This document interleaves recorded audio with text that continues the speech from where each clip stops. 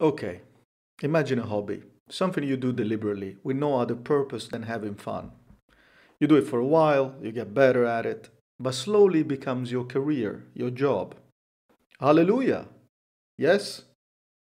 I think I know plenty of people that would dream of being in such a situation. Considering the amount of shitty jobs being out there and being held hostage for hours in such places causes rage to pour incessantly into society. But is it really what it seems to be? I mean, a hobby being a job at the same time? Really? Mm. A hobby and a job together, getting paid for what you like? Is it really what we imagine it to be? In other words, can deadlines live together with, forgive my French, I'll do whatever the fuck I want? Think about it. But first, listen to job and hobby playing together in this little sound experiment. Thank you.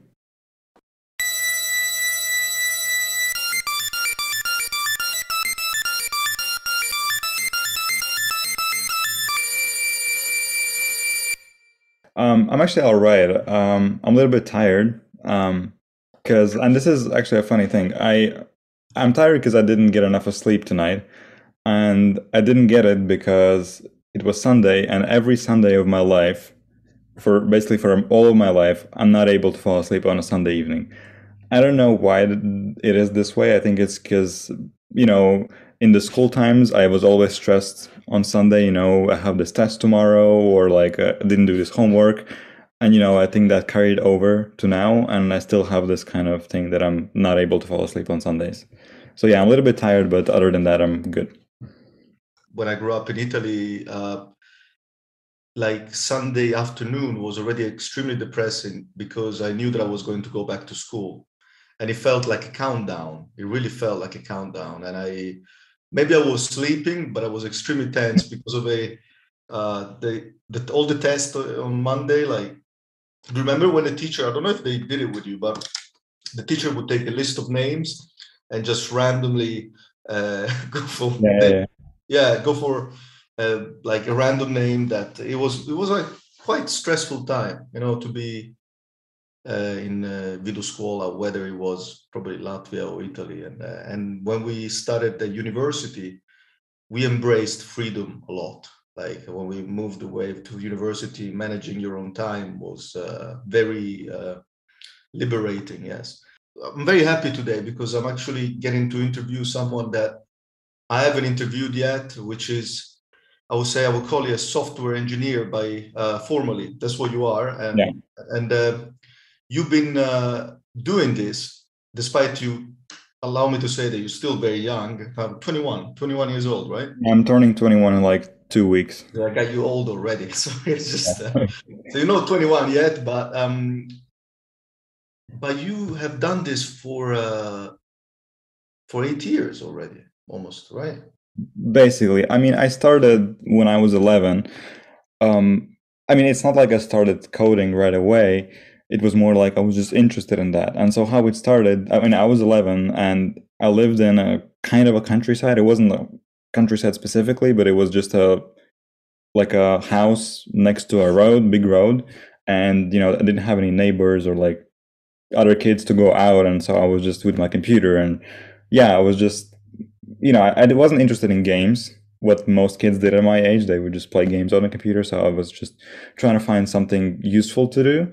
And I don't remember what exactly it was, but I remember I wanted to make a website. And so that's how it basically started. I was just trying to make a website. You felt like you wanted to make a website because you probably you had some preferences about some website that you would visit yourself, trying to emulate maybe sometimes. When you like something for the first time, you try to. Yeah, so actually, I'm not sure if you know, but like probably more than 7 years ago, or I mean, I don't know when that era ended, but we still have it, our own like Facebook. It's called draugiem.lv. Yeah, yeah, I'm familiar with that. Yeah. Okay, so I think it's still around, but nobody uses it, I think. But at that time, it was like a big thing. Everyone was on it. And I mean, I joined some groups there. And at the time, there was like, you would make I don't know, a post or whatever, and you would use a lot of like, those ASCII symbols, like smileys or whatever. Now they're called emojis, but at the time, there wasn't emojis. There were just some random symbols. and there was a group where people would, collect all those symbols in one place. And so I wanted to make a website for that, just like something similar. And, there was even a suggestion, like what kind of symbols you wanted to make, that they would exist and other people could use it, but it wasn't actually possible. Like, it's a really difficult process to actually make a symbol that would work on all devices and all computers. But yeah, that was the thing, and that was the idea for the website that I wanted to make at the time. There were not that many what we call now emojis or things like that. There were less, and you were inspired by the fact of expanding the range of them, making more like in a accessible. And is it difficult to, like, I don't know, is it difficult to design them and how does it work? I mean, first of all, so at a time, it wasn't really, at least not to my knowledge, there wasn't really any place, one unified place to find them. There probably was, but I didn't know about it. And so whenever somebody sent you in like private message some new symbol or some new emoji that you never seen, you were like, a cool kid that you had this like symbol and you could copy and paste it to other people, and like it was fun. But now, and probably back then, not probably, but 100% back then, this is a standard. It's called not an ASCII symbol, but there's like character tables. There's like a Cyrillic alphabet, Latin alphabet, and then there's like other like computer alphabets with all those symbols, and they always existed. It's just that I didn't know how to find them. But creating one is like, for ordinary person as me, it's impossible, because there are organizations that do this. Like, it's like standardized thing. So you cannot just, go and create a symbol that you want. So it just, yeah. So the point of that was just to collect them all, because you were cool if you had some symbol that nobody ever seen. Yeah. In those days, like, I don't know, who was cool when I was young, when I was that age? Oh, well, we didn't have anything like that. I think the way to be cool was, at the time, now I feel extremely old, it was like having some rare soccer figurines that we used to flip. Yeah. We used to flip them on in school and on the floor, and the ones that would get on top of the other, the person would win those. And after that is started all with console, like Nintendo and those things and everything. And we started actually appreciating those emojis probably when we started getting into social medias, maybe around 2009 or things like that. But yes, anything that is typical in a specific period, the person that can allow to have more usually gets status. Absolutely, I understand. So it is the cool kid when he does it.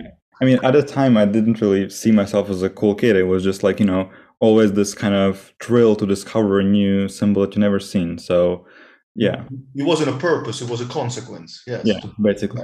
I get it. Yeah. It's not bad, absolutely. But what happened next? So this is what really got you into it at the beginning. What happened next? Well, yeah, so I try to create a website, and I don't think, Google probably existed at the time. I had no idea how to use Google, let alone I didn't speak any English at the time. When I was trying to do all that, I was like probably 11 or something. So I couldn't, and I didn't even have enough of brains to Google how to program or how to make a website in Latvian either. So I was just trying whatever came into my way and just trying whatever, except for Google. Like nowadays, whatever you want to do, you just Google it and you know how to do it. At the time, that didn't come into my mind. So, and I actually have a very foggy memory of how it all developed. But I think at some point I found some kind of app that builds websites, and you can drag and drop things in there. Like I made it, I could open it on my computer, but there was no way to make it like global thing, and so I kind of gave up on there. And then at some point, and I don't know how I discovered, but then I discovered another like service or whatever that also was basically drag and drop, but it allowed me to make my website public. But that was like much later. It wasn't even about the symbols anymore. And I don't remember what kind of website it was, but it was a website. I successfully created it, but I didn't do any coding. It was just drag and drop.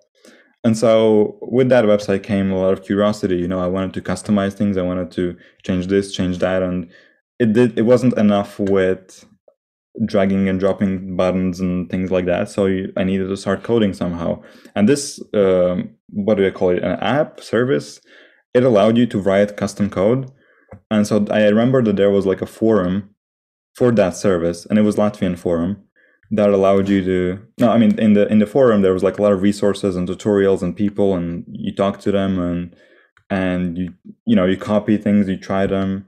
And yeah, so that's how I got a little bit into coding. If you know HTML, it's like the basic, what do you call, template language for websites. I learned that.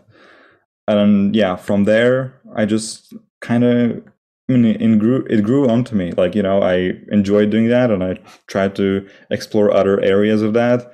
Maybe you heard that there's like a thing called WordPress, another like system where you can build blogs and websites. It is a platform that you can like sign up with them, but they also give you the code so you can modify things. And so at the time I was playing with that. And so yeah, those were the beginning steps of me into coding. And I think again, for some time it stopped on WordPress. I didn't do anything after that. And then I discovered this community, again, a forum that was Latvian forum, and it was like for programmers.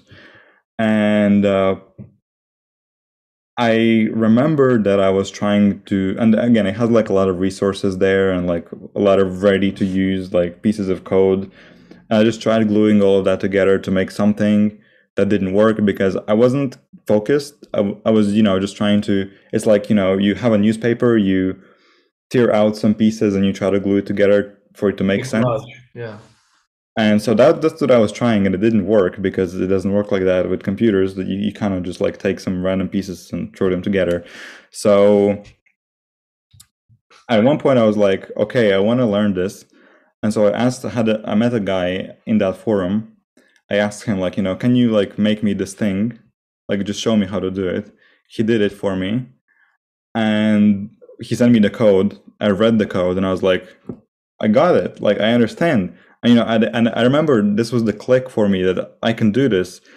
I don't know. It just was, I don't even know when that was. And I fully remember the guy's name.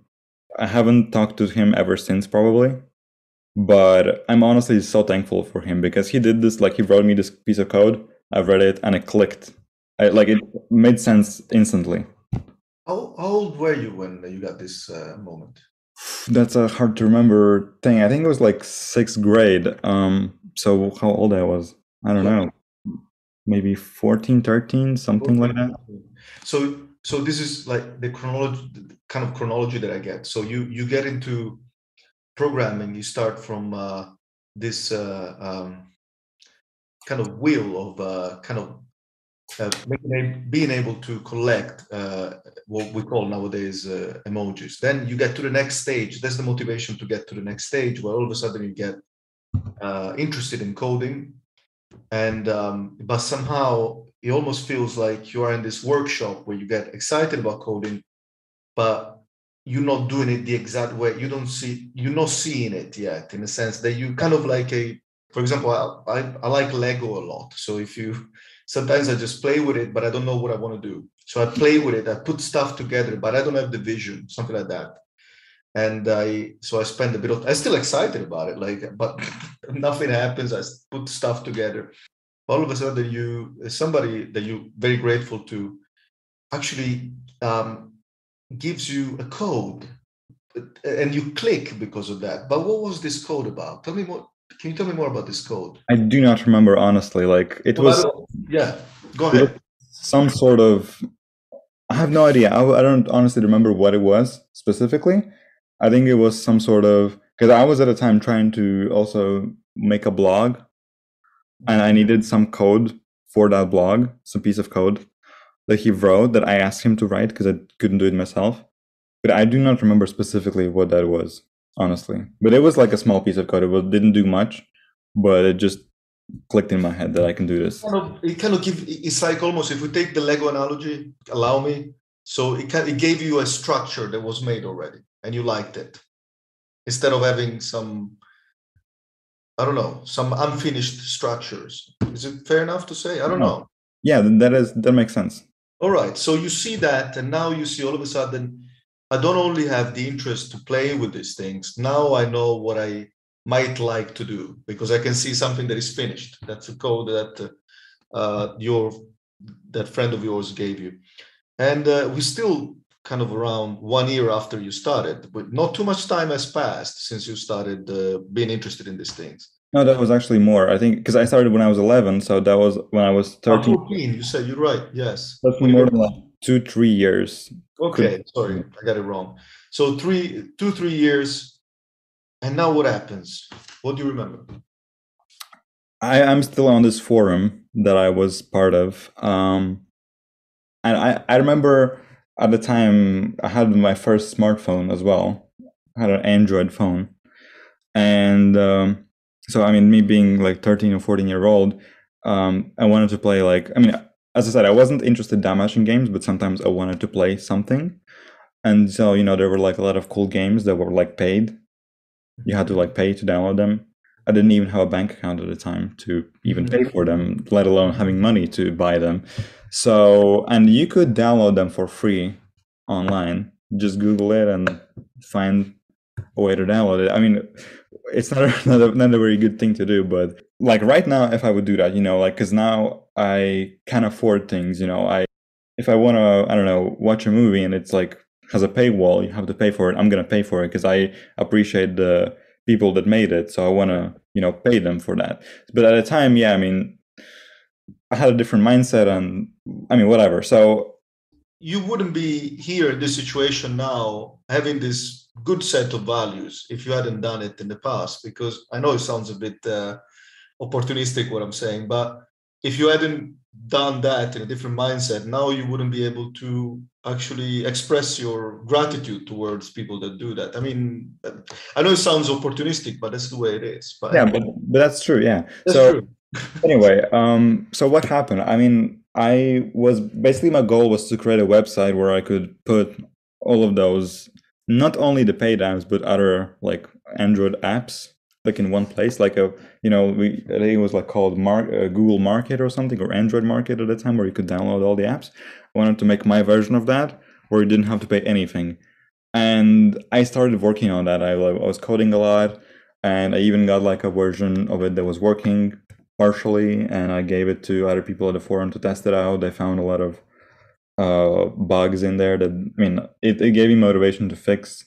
So I was just learning from that, you know, from other people's that they try to use my website. I, you know, they found something, they broke it. I try to fix it, and it was just kind of fun to just, you know, chase them. Can I ask you one question from Yeah. a point of view of people that are external to how these things work?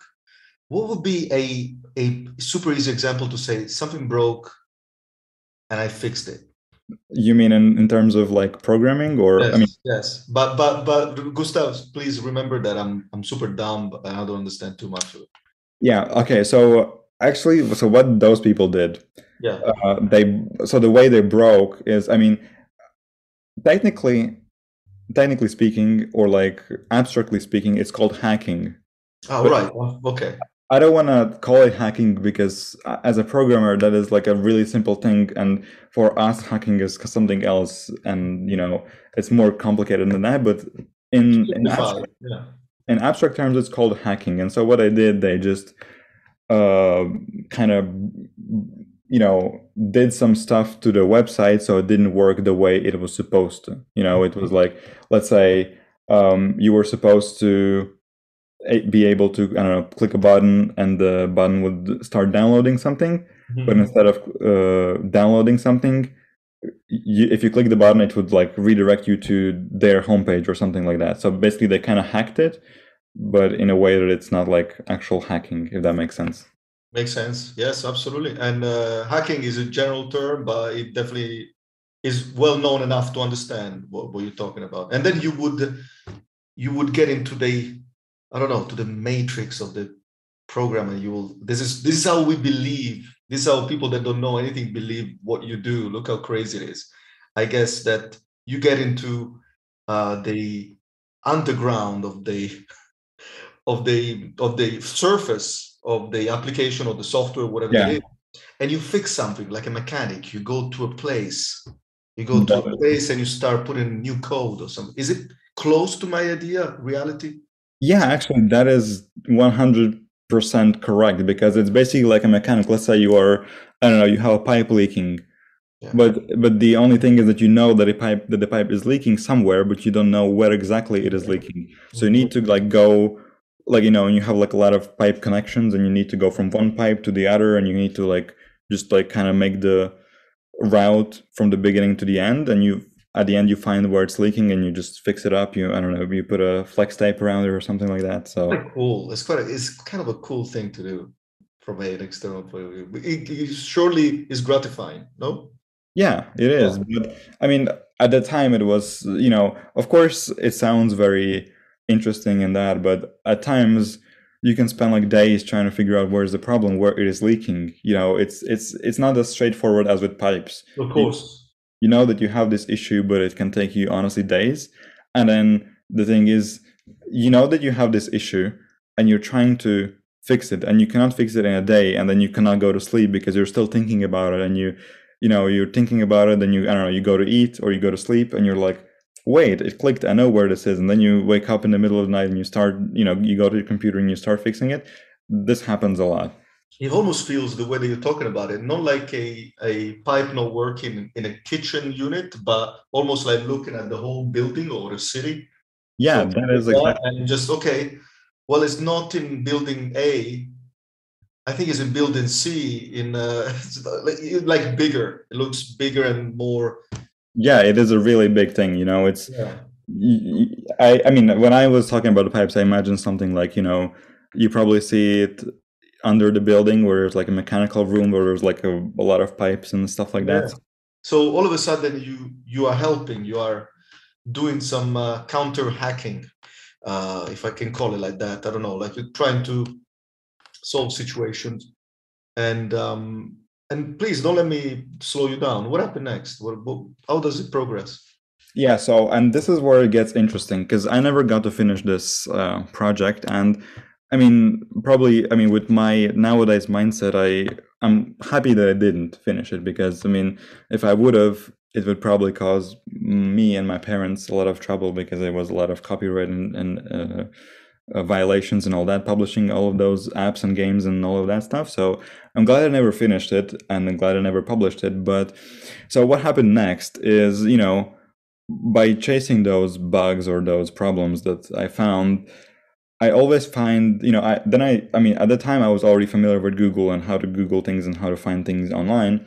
At the time, I was already confident with, you know, I found a solution in Google.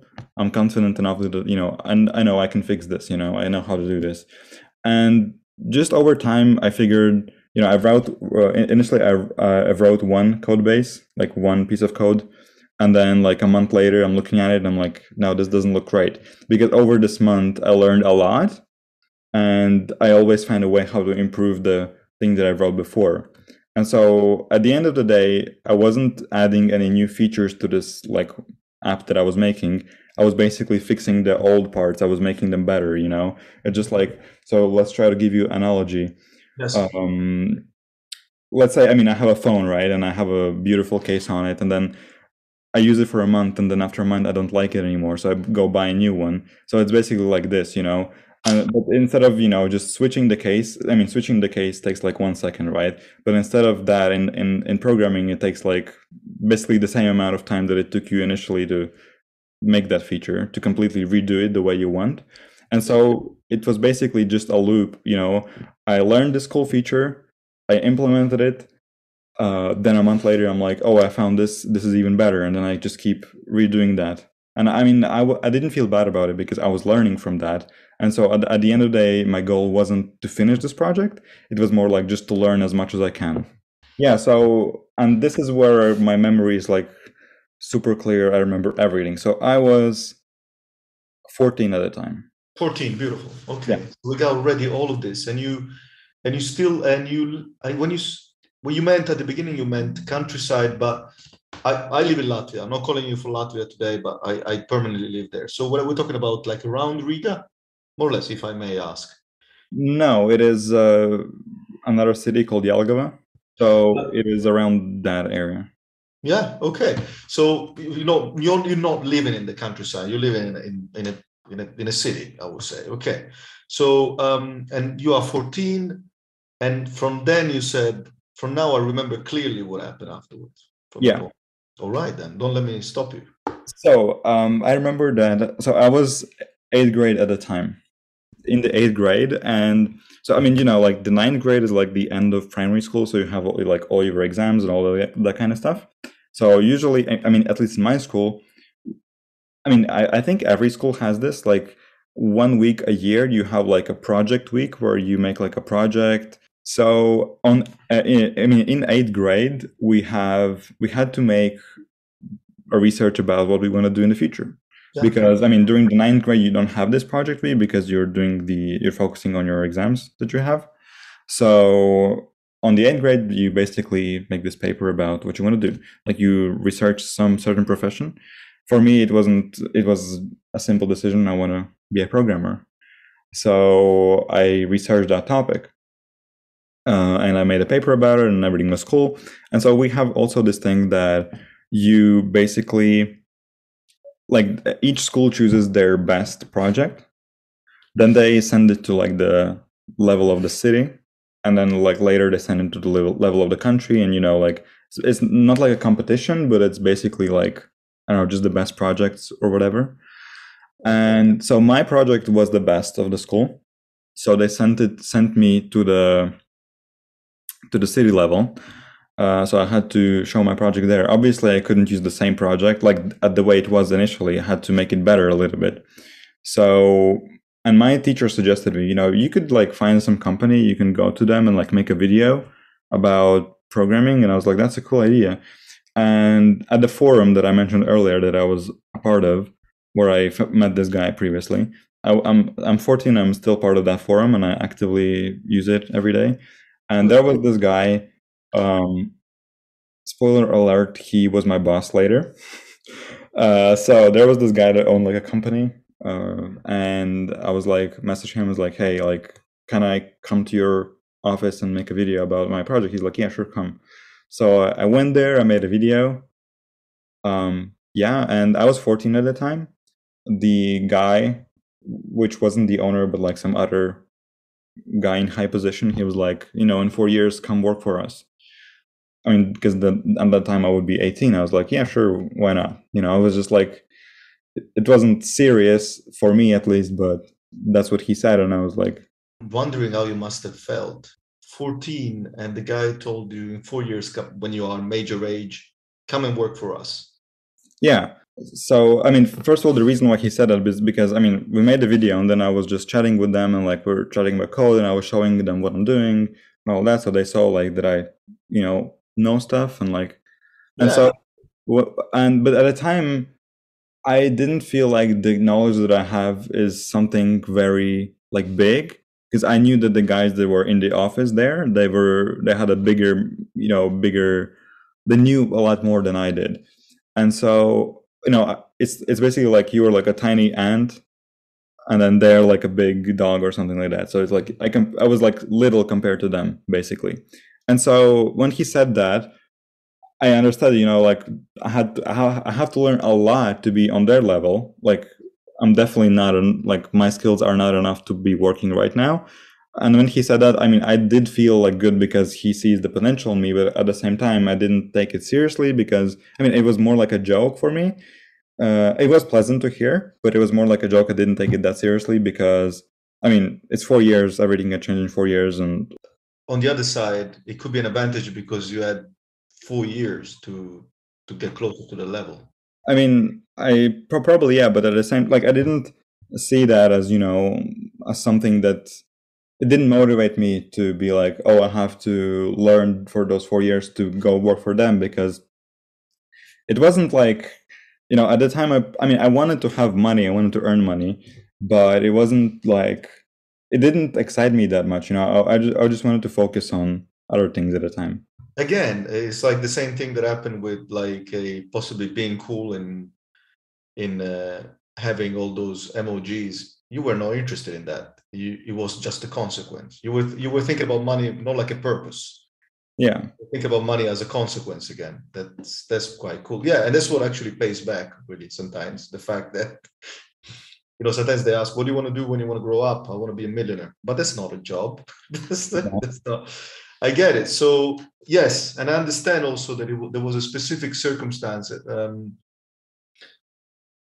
4 years is 4 years. So you took it for what it was. You didn't go crazy with it. And Yeah. okay. Like, yeah, I didn't blow up because of that. I mean, as I said, I felt happy. I felt valued, but it wasn't something, wow, like, because again, technically they couldn't hire me when I was 14. Yeah. But more on that later. So yeah, I mean, I made the video, I showed my project, everything was cool. It wasn't the best project of the city though. I mean, not that it would disappoint me because, I mean, but I was happy of the result that I did.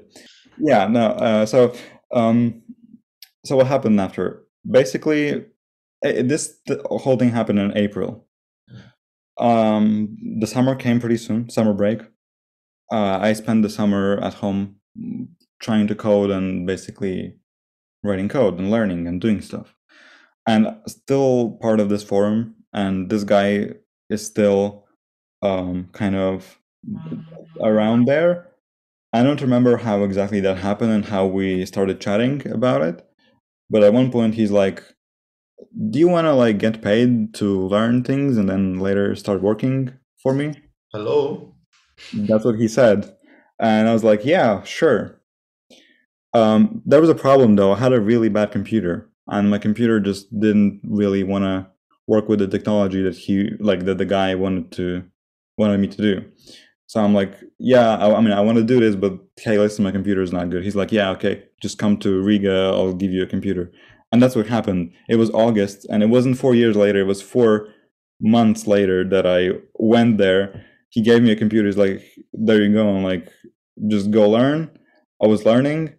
And basically, actually, no, that was August. And like by the end of August, I was already getting money for that. Beautiful.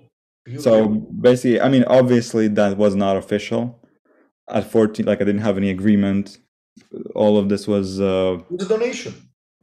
Well, basically, yeah. Yeah, I mean, you're not going to say no. Donation.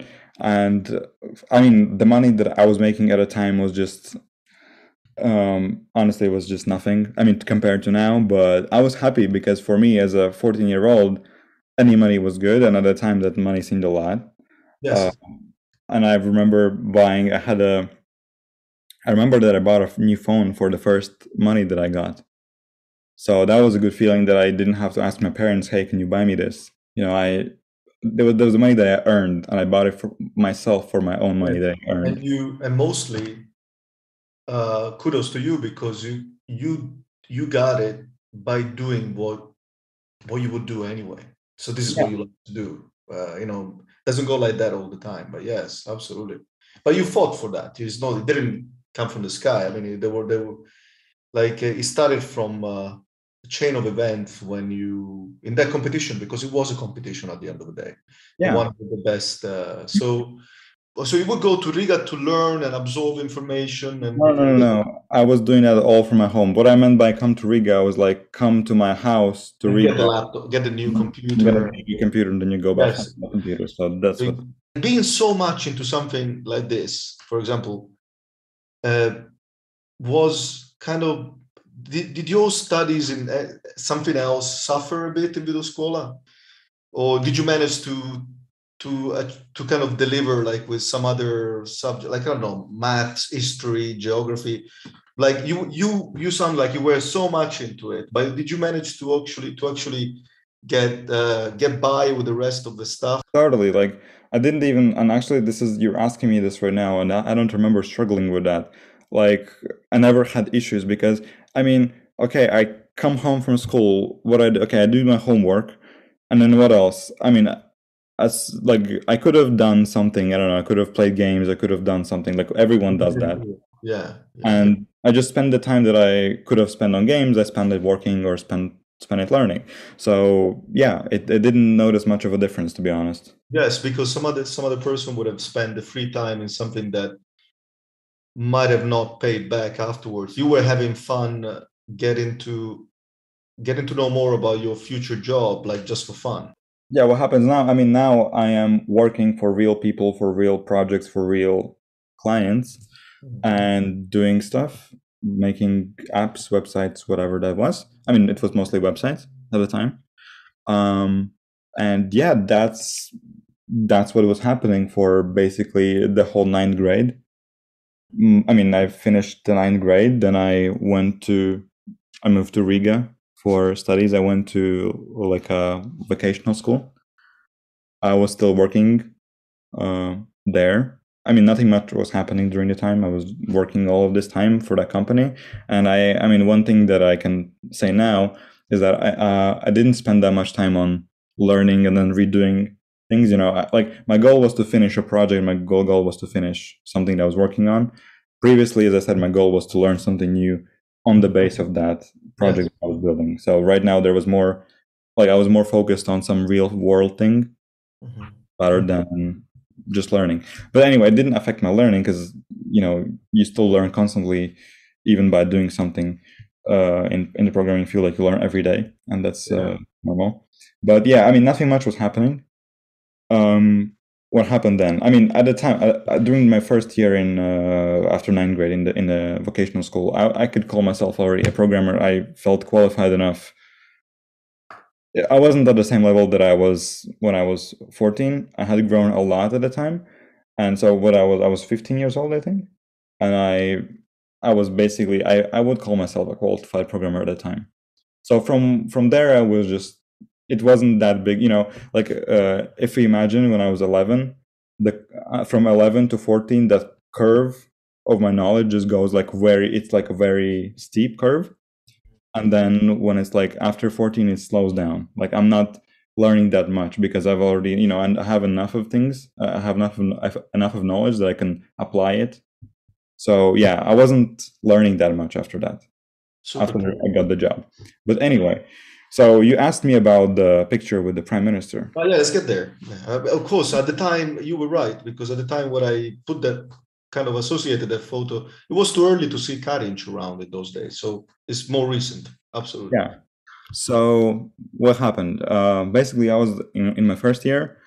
There was this competition. I mean, there was like a ad in the school, web development competition. Join. I'm like, yeah, why not? Like, I mean, I can do this. Why not? I joined. So I was at the competition. Me and another guy, we got basically the same result. And so this was the same thing that was with the project. You basically choose like the best person of the school, then it goes to the country level, and basically, yeah. So what happened? So we got the same result, and the teacher's like, I don't know which one of you to send to the country competition. But what happened then? I guess the other guy, he wasn't very good at studies. Like he didn't have really good grades. So she was like, okay, like we will make you go because you have better grades. So I got to go to the national competition, and it was maybe you have heard there's like competition called Skills Latvia. No, but it doesn't mean that it's not famous, because I'm very ignorant with that. So no, I mean, so it actually is not famous, and there's world skills, there's Euro skills, and so to put it simply, it's basically the Olympic Games, but it's not for sports; it's for different professions. So there's like I don't know. I mean, in my case, there's like programming, but there's like different sorts. There's mechanics, there's cooks, there is I don't know, hotel receptionists. There's like a lot of different skills. And so the goal of this project, of those competitions, is to embrace the professional education, because you know, I mean, at least in Latvia, you know, those professional or vocational schools have a bad reputation. You know, they have like a lot of those basic, I don't know, professions like I don't know, builder or something like that. But honestly, this is an essential profession, because without builders, you wouldn't have houses to live in, for example. So a lot of people disregard those competitions, but they have a very good meaning behind them. So anyway, one of those competitions is the programming. To put it shortly, I won that national competition. So for me, the next step was to go to either Euro skills or world skills. So how that works is the European competition happens every 2 years, and the world competition happens every 2 years. So it's basically 1 year Europe, the other year is world. And you can participate in both if you want to. So you can go both to Europe and the world. And so at a time, I was supposed to go to the World Skills Competition in 2017, which was in Abu Dhabi at a time. It changes the country every year. Every year. But there was another guy from the previous year, and he ended up being better than me, so he ended up going to Abu Dhabi. So the next year was my year. I got to go to Budapest for Euroskills.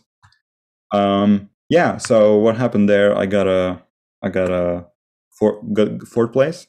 So I didn't get like a bronze or whatever. I got a medal of excellency.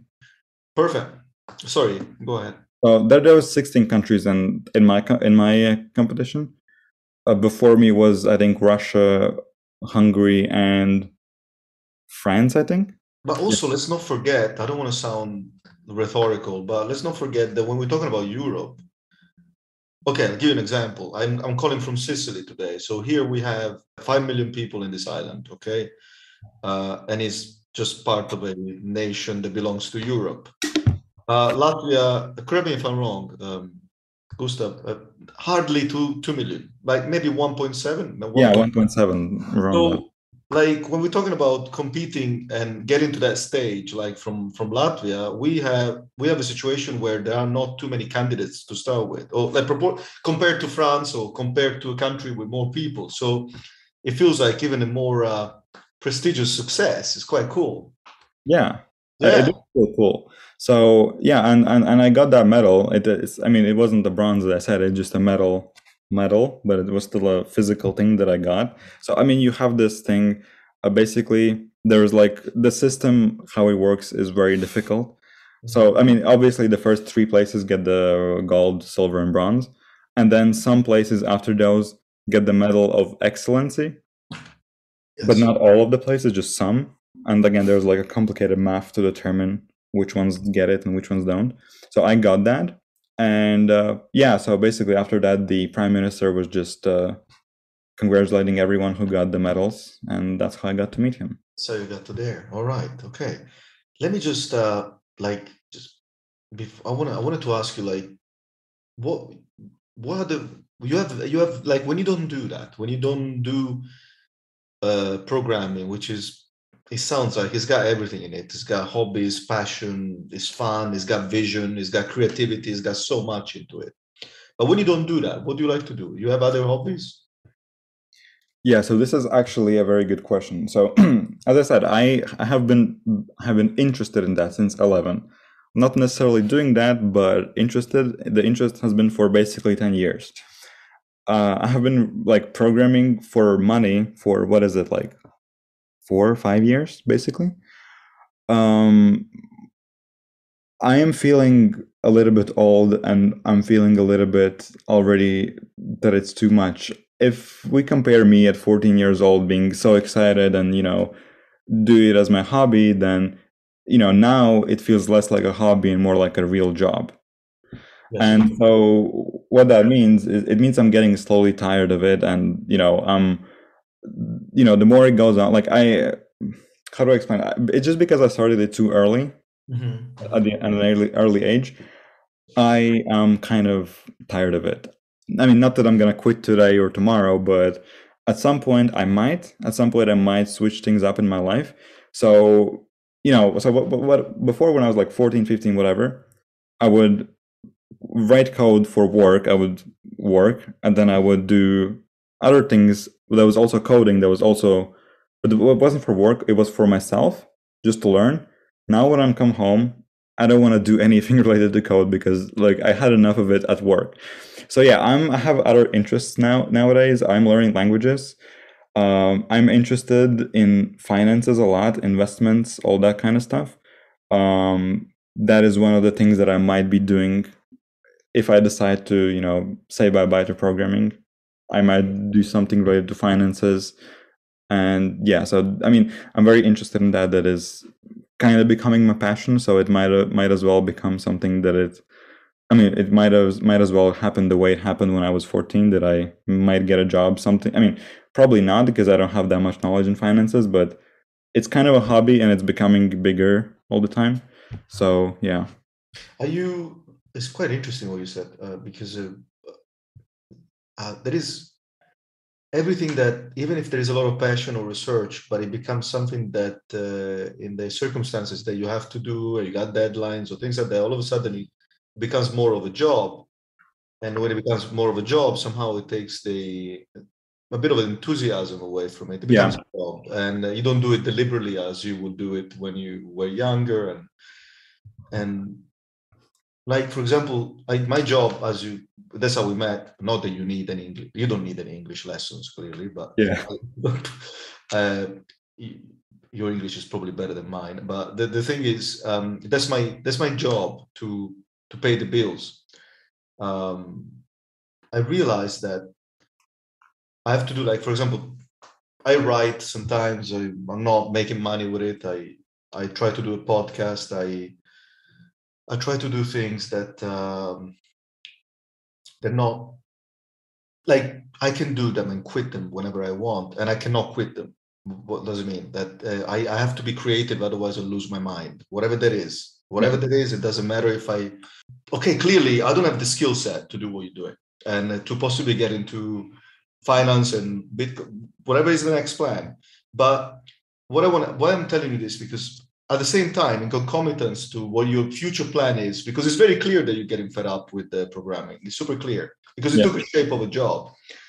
But somehow it doesn't matter anymore whether the next experience in finances goes bad or wrong, or it gets spent again, because it becomes a job, as long as you have some fuck you hobbies on the side. So the circumstances and the new experience of getting into with a new project with finances doesn't also not necessarily has to have the scenario that the programming situation has. For example, it can be more independent.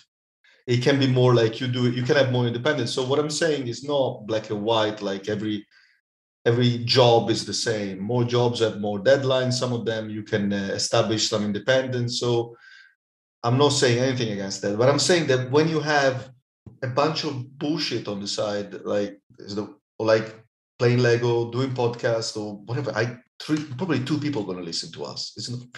Yeah. But somehow, for me, it makes me go back to my job, which I like, with some sort of different approach, because it keeps me a bit interested and alive in things, like cooking, for example, or things like that. So do you have, apart from the new adventure, do you have any hobbies? Yeah, so what you're saying is basically just like some ways to take a break from your job, because as I mentioned like previously, I would work, and after work hours I would still code, but for other things. Yeah. So right now, so what you're saying is basically like a break to like something else? It could be I'm talking, like, I came up with the wrong example, but I think, like, it could be skating, it could be like maybe you did those graffiti behind you, I don't know, whatever that, but landscaping, there are so many things, whatever that is. So first of all, have you heard of post-crossing? There you go. No, tell me about it. No. So, to put it simply, it's basically you basically send postcards to people around the world, and then other people send postcards to you from other countries. Super cool. So it's basically, you go on the website, it's called postcrossing.com. Mm-hmm. You enter your address, you press I want to send a postcard, they give you a random person, you send them a postcard. I mean, like there's like their profile, they have some information about them, you send them a postcard. Then after some time, somebody else will send you a postcard as well, and you will get a postcard from somebody, not the same person, different person. But yeah, so that's what I do. I have a box over there with a lot of postcards. Super cool. There is an ingredient of randomness, which is quite cool. Yeah, so that is one thing. I mean, frankly, I'm not doing that a lot recently. I used to do it a lot last year. This year, I'm kind of a little bit. No, sorry. In 2020, I used to do it a lot. I'm still living in 2021. In 2021, I didn't do it as much. but I will probably get back to it soon. What else? As I said, I'm learning languages. Yeah. I'm very like it. I just like how certain language sounds, and I decided to learn it. I did this with Swedish. I learned Swedish. Ooh. I did this with Finnish. I learned Finnish, and I did this with Estonian. I learned Of Estonian. course. Yes. I mean, of course. I mean, and so one thing. I started when I turned 18. I started to travel a bit more than I used to before with parents. So one of the first country that I went to alone was Ukraine. I immediately fell in love, so I picked up a little bit of Ukrainian too. I can Cool. speak it now. So yeah, that's like 4 languages. But anyway, so I still like every day I spend some time to learn. Currently, I'm like just revising my Swedish skills, but still, I'm not letting those skills go. So I'm trying to focus on it a little bit every day. You mentioned landscaping. I do a little bit of gardening. Oh, there you go. I don't have anything here right now, but I have all of my. So I'm growing lemon trees. I buy a lemon at Remy, take the seed out. Yeah. Sorry, yeah. It's like I have a really huge tree. It's like almost a meter long, meter tall right now. You got a greenhouse for that lemon tree? No, it's actually on the window, and yeah, it's just growing. I actually repotted it today because it was already the pot was too small for it. So yeah, I mean, it's not like a thing that I do every day, but it's one of my passions. I like caring for it. I like, checking on it. Like I have to water it every 2 days. I have to keep track of that, and it is very. I mean, I have to care about it. So that's also one of the things. There you go. I mean, what I meant. That's all. It could be anything. Sports crossing or landscape, or gardening, or there is a fundamental ingredient that I summarized in the wrong way by saying "fuck you," but not you, but like in a sense of like, you see, this is really what I do regardless. I decide when to do it. I know how much I want to do it, and the freedom aspect of that is. This is the silver lining that came from the pandemic to me, because I spent enough time at home to understand that I had to somehow do more, be more creative. So it happened with that. This podcast is just an experiment with just talking to people, and but yeah, I mean, it makes so much of it makes me feel at least neutral. It doesn't make me feel sad, which is a good achievement, I would say, considering.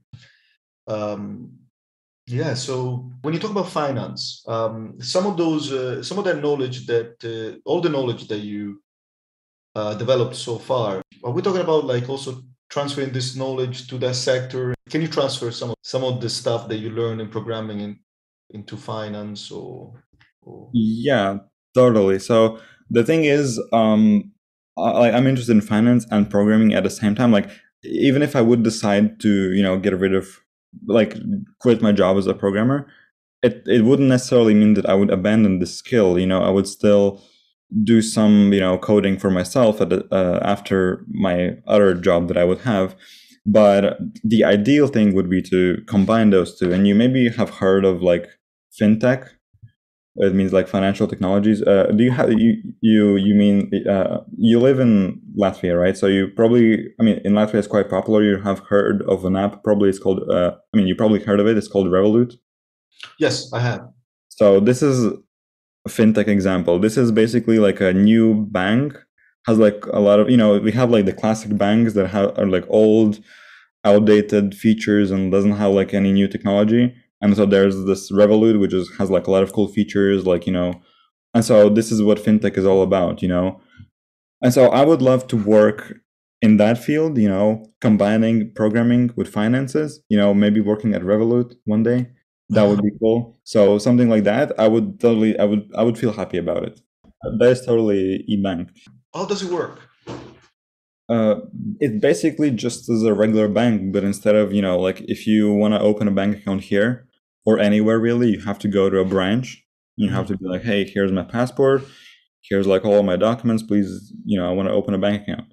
So in like, let's say the example of Revolut, you just download the app you take a photo of your ID or your passport, you take a selfie, you got an account, you get a card sent to you by mail. That's it. So where's the advantage here is that, you know, old and traditional banks, they like to charge you a lot of like fees and all of that stuff. I mean, I'm going to give you an example. You definitely know Swedbank. It's like the biggest bank. Well, yes, I pay tax. Yeah, yes, it is my bank. Yeah. So you go to, I don't know, abroad, out of Eurozone, you go to any country that doesn't use euro. Good luck. You want to pay with that card. Now you can pay, but first of all, they're going to give you their own exchange rate, which is really bad.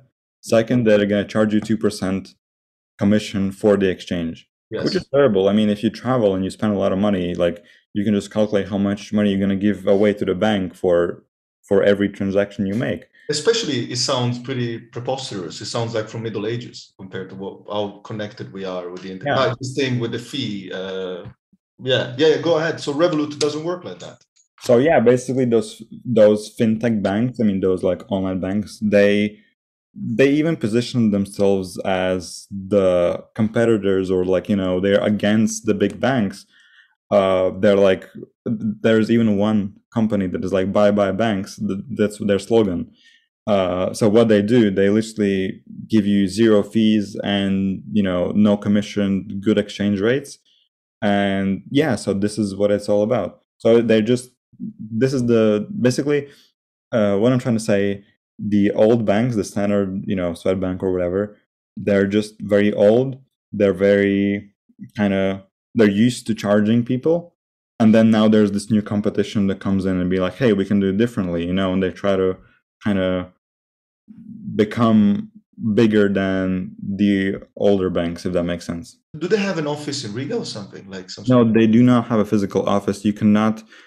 They don't have an office. Yeah, of course. They don't have an office where you can come in and be like, hey, like, I'm your client. They don't. I mean, they do have offices where they have like the people that work for the bank, as in like in the background, but there isn't a physical office like Swedbank or any other branch. Like, they don't have brick and mortar, like queue up, get a number, and yeah. So it's totally online. So this is what it's all about. It's about technology. And I mean, honestly, I'm happy to see like the Swedbank. They have made a huge progress during the last 2 years to get themselves more cool technology. Like, do you have an iPhone? Yeah, I do. It's pretty old, so it doesn't have the. I use it. I get to Swedbank from my laptop. This one is quite okay. So do you know what is Apple Pay? Oh yeah. I don't have it, but I know. Yeah. Yeah. So you basically put a card, like you have the card on your phone, and you just put the phone to the terminal and pays. So quite cool.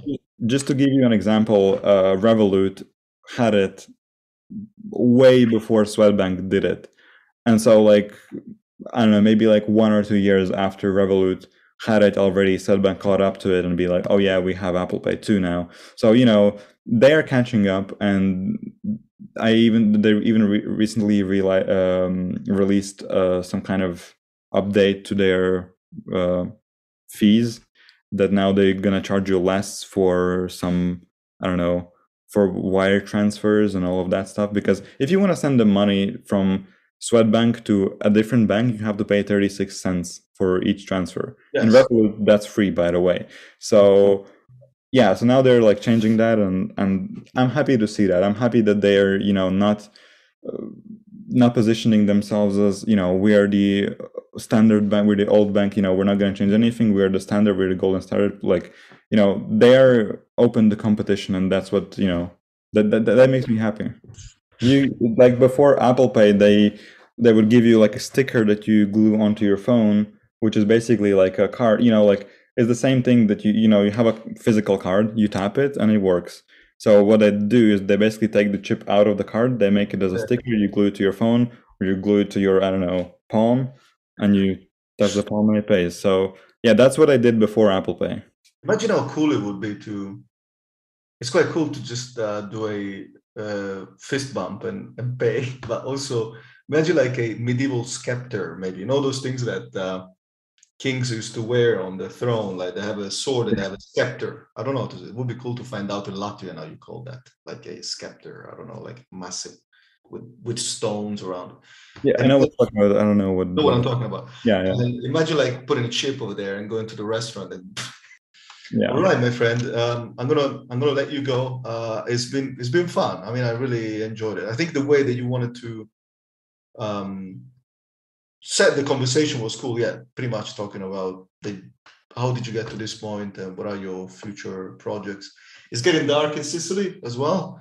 It's getting dark at 6:11. How's it in Latvia? It's getting dark later now, right?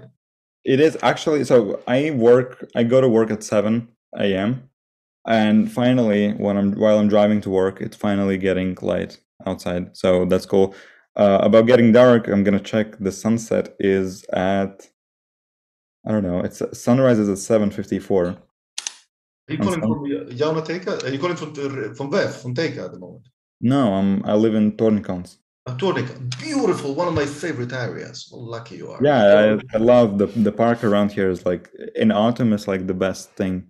We did an episode of the podcast with a musician called I think it's episode one of the previous one. We didn't do too many. This is number 12. So I did listen to that one. Robert Corchott. So you listened to that one? one? Oh, and there was a girl. I don't remember her name. Oh yeah, Signe probably. She lives there too. But now, yes. And the other one that we speak about Tornakans is Robert Corchott. Is the drummer of a band called Nova Coma from Latvia, and we were talking about how, and he spent all his life there, and he grew up there in Tornikans. And we're talking how beautiful and quiet, and it feels like there's a beautiful atmosphere in there. And we're talking about some bars that are still over there around, and the fact that it really feels like just you travel back in the past, it's quiet, and you got, what is the park where you go to is probably Arcadia's, I don't know. Yeah, that's the park I'm talking about. Beautiful. And the old depot, the wooden buildings. I mean, that's the magic of those parks in Riga, because you are in the city, but it feels almost at the countryside. It's beautiful. So yeah, especially like the other, like the left bank is like, the right bank, like the right side of the river. Yeah. It's like, it's the center, it's, all the movement happens there, and then you cross the river. It's magic. And it's suddenly quiet, so yeah. And there are some beautiful pubs around there. In Daugava in general. And now that you're going to get spring, you're going to feel it's going to be beautiful after. Yeah, it is.